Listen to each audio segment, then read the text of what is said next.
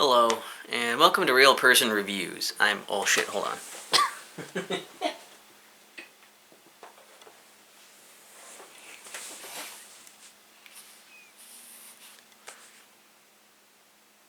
Hello, and welcome to Real Person Reviews.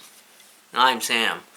I'm a real person, and today I want to talk to you about Archlion Saga, which I think is available on a few platforms, but I got it on the Switch. And that's probably where you're going to see the footage from, then, is on the Switch. And I might try recording it off of the tabletop view, maybe, just to see how that looks compared to recording off my TV. We'll see. We'll see what goes on. But the only thing up front really to say, I guess, is that aside from that, is that there's a written review you can check out. In the links in the description, so you can check that out before or after instead of this. Whatever you want to do. So yeah, I think that's it. So Archlion Saga is an adequate, easily completable RPG adventure, which is not really me saying that so much as the advertising. That's what drew me to this, is that it said it's basically talking about how games are just too long these days, and it's like, you have too many games in your backlog. Here's a nice, easily completable, adequate adventure where you're not gonna have to worry about getting lost. There's a lot of ways to help you from getting lost. So you can easily just, blast through this one, and it's all pocket size. You can bring it with you wherever, which makes me think it's probably also in an app store and stuff too, so you can put it in your pocket. But and they just use the same words there. But we'll see. We'll see, I guess, when I Google it later, because I didn't do it before the video, because who researches for videos? And because it is such a simple RPG, I mean, I don't want to spoil too much stuff for you. Story-wise is basically something along the lines of, you're in this world where there's this prophecy or this legend of the Archlion King, because there's an Archlion and then there's like an evil serpent, and they fight each other. The Archlion is more about life and the serpent is about death. They kind of symbolize those things. And every 1,000 years, because the Archlion has to die, every 1,000 years, an Archlion King is born with the power of the Archlion, and they're able to go and fight off the serpent to keep the world from being plunged into eternal nighttime. And in the meantime, people start getting really sick because they develop the mark of the serpent, and it curses them, and they just get sick and suffer and die from it. And the basic plot of this is about how you start out finding out that you have the mark of the Archlion.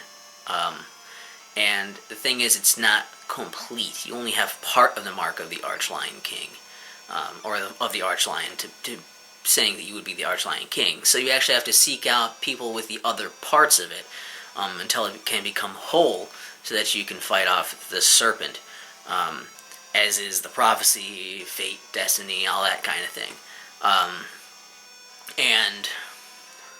I mean, that's pretty much the basic thrust of the story, is for you to go out and do that.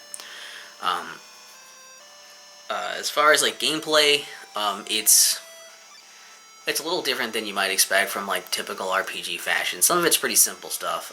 When you're getting into combat, because like most of the game is going through and like talking to some people in towns before getting into places where there will be enemy encounters. Maybe some slight puzzly stuff you have to figure out a little bit, and then or just things to do to progress the story, and then usually boss fights or major monster fights sprinkled throughout. The combat kind of makes everyone in your party work as one, so you can still you can have the option to fight or use items or try to run away or defend, but whenever you do any of these things, everyone does them. So if you hit attack, everyone attacks. If you defend, that means like everyone's defending. It's just everyone does a thing, and then the enemies work in the same way, where no matter how many enemies you're fighting, they only get to do one thing per turn. So they do a spell, or if they attack, which you have skills you can use also. You both have skills. Doing those things just counts as the whole turn, and it just keeps alternating turns.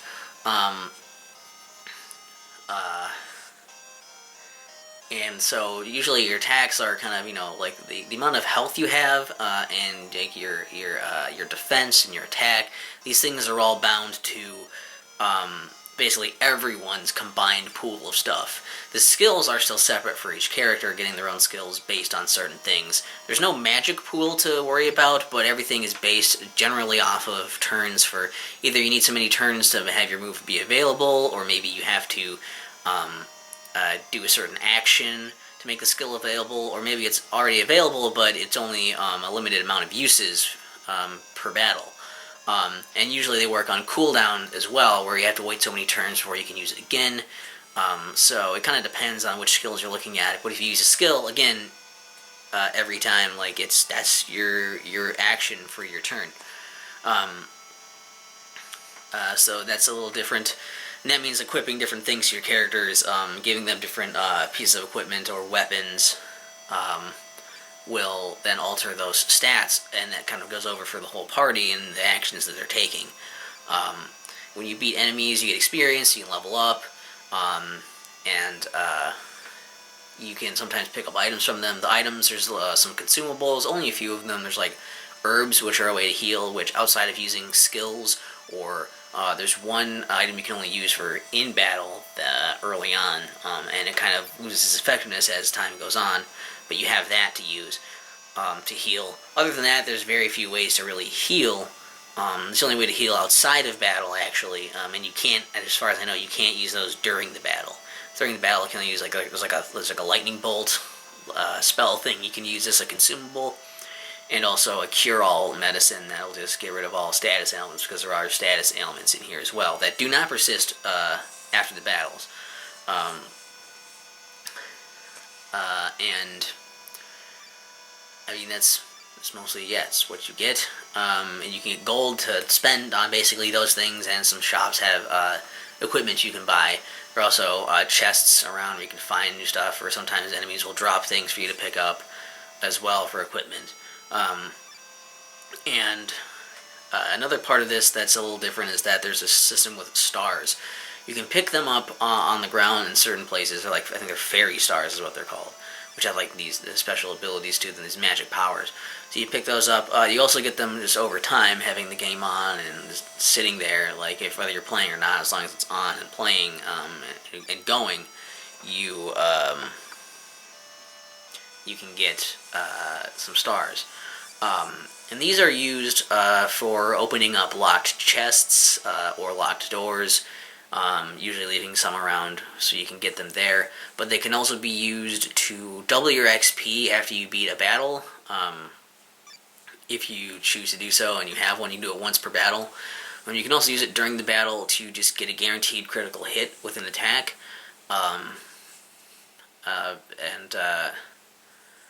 That's probably also why you can get them over time too, is because if you use them up in an area where you need those, you might just screw yourself. So they made it available so you can still use them.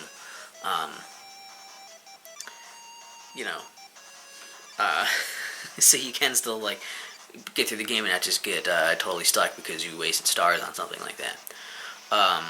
But that's mostly all you do in the game is, while that sounds kind of like a lot to say, it's just the battle system is actually pretty simple, and you'll probably catch on to it right away. As far as exploring too, there are things like you can pause the game and look, and there'll be a little thing marking all the objectives you had previous, up until this point. There's a little scrolling bar around the top that keeps saying what you're basically currently doing. You can hit L to expand that scrolling bar so it's easier to read it, and also it opens up the map, because as soon as you get into an area, you just automatically have the map for that whole area, and it shows a few key points like chests or shops sometimes. And also, if you know what your next objective is, it depends on the part of the game, but if the game realizes you probably know what your next objective is, You can also hit R, and it will just put a bunch of arrows on the ground, and you can just follow those arrows to the next thing you're supposed to go to. Like, you're supposed to walk here or talk to this person or whatever, it'll put the arrows there. Those are the main ways it tries to just streamline and speed up the process so you don't get lost or have to spend too much time, wandering around or grinding or whatnot. And, you just try to fulfill the prophecy and not let the world plunge into eternal night. And honestly, I enjoyed the game quite a bit, I guess, for what it was. It's just a fun little RPG that's simple, and I like simple RPGs. It didn't try to harp on the story too much, but it still felt like there was enough weight to the story that it doesn't feel like they just were like, yeah, whatever, you're a hero to do a hero thing. Like, it didn't feel like they were trying to be like doing a parody thing or just being like, yeah, it's whatever. Like, I feel like there was still some attention to detail there, and they tried to still make a story that was taking itself seriously. And so that kind of helps it still feel like you're not just like, this is just whatever, like a waste of time, is to kill, or to, just killing time or something. It feels like they're actually trying to do something with it. And also it's kind of propelled a bit by, like a simple RPG. I know a lot of people also like complex mechanics, so if you're in it for that, that's maybe not going to be a strong suit. It's interesting, and you have a little bit of customization, so like it's just fun, like streamlined, like simple, and it feels like you're making progress, and it doesn't ever feel like it's too confusing. There are some parts where you do maybe want to employ some strategies, like maybe I should defend here because there's going to be a big attack, or maybe I should try to keep the enemy from attacking me or something, put the status effect on or heal up or do something before they're going to do their next thing. But it's nothing too crazy where it's like going to be a huge strategic thing or turn into just I have to grind forever because I don't understand to. And grinding doesn't really usually take that long either anyway. It's pretty easy to keep yourself alive and not need to run back to a town to heal or anything, but still make you feel like you're in control if you're healing or not, and you're still making the choices. So they found an interesting balance there.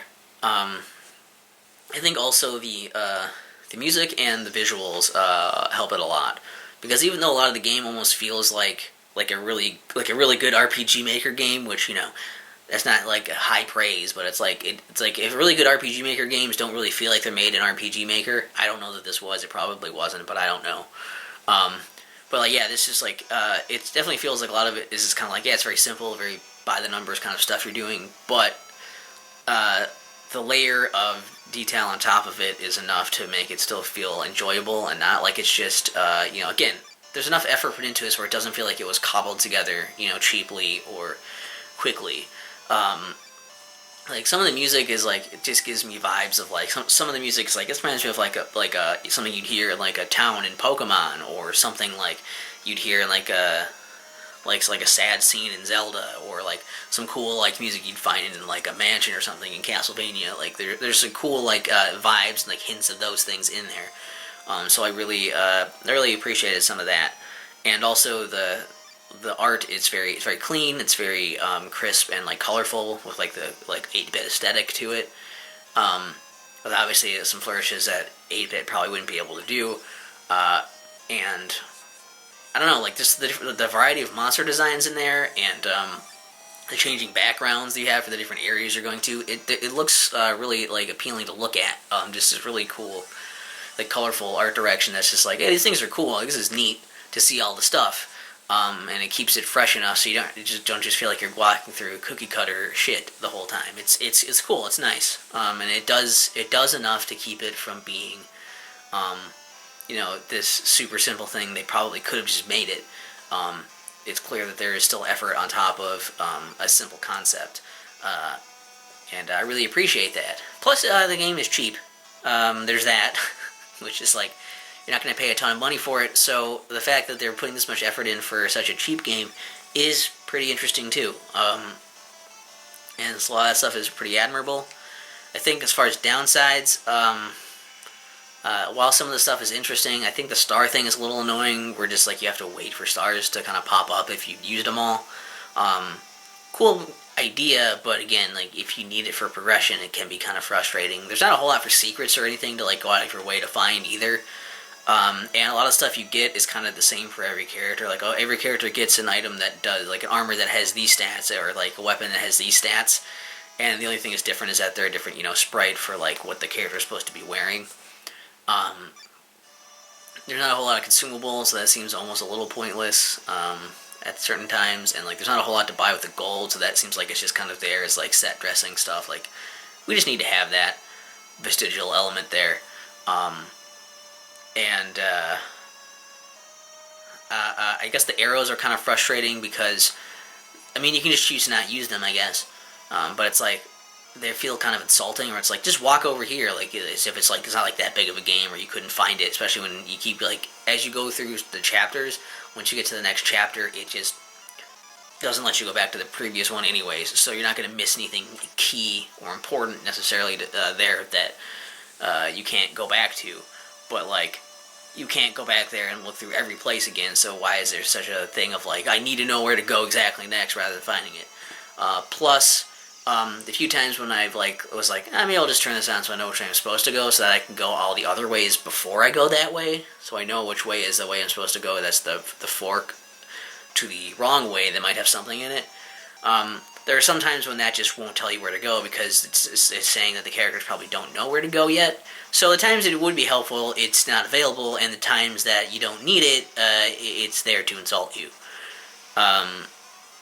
So there just could have been more to this game. There could have probably done a little bit more to it and made it, just have some more depth, maybe a bit more length. But for what they were doing, I guess I do understand a lot of the choices and decisions they made. Overall, Archlion Saga is pretty much what they advertised. It's adequate. It's easily completable. I guess I didn't get to level 99 or anything, or to see if that's even the cap, but I didn't need to. It's not super difficult. It's a fun one to just turn on and just knock it out, and then you're like, okay, cool, I'm done, I did it. and that was neat, and it had enough in it to be satisfying and fun for doing that. It's probably not something that you'll go back to, and I guess I can't really recommend it super highly, because it's like, well, there's a lot of things on the Switch for you to get that are probably, maybe it will cost you a bit more, but it might be something you'll actually go back to and play again and be more memorable. But if you're just looking for a budget RPG that's a simple RPG, or any combination, any one of those things or whatever, like, it's fine. It'll get the job done. Yeah, I mean, it was really just an impulse buy based on the funny description that turned out to not be too bad, so I'm at least glad that I played it. Hopefully the screen back there is fine. That I didn't hold the thing up. But, yeah, that's the review, and for comments, I guess just, if you have any other, like, cool, like, think, like, they're simple RPGs, or, like, shorter, like, I like simple RPGs, or just, like, if you have any other ideas for, like, shorter games to play or something, especially if they're on the Switch, like, give me some suggestions in the comments, that would be cool. Or just tell me some of your favorites that you've played. And if you think you're at all interested in this based on what you've seen and heard, I don't know, that would be neat to know. So, it probably, you could almost beat the game faster than you could listen to the review.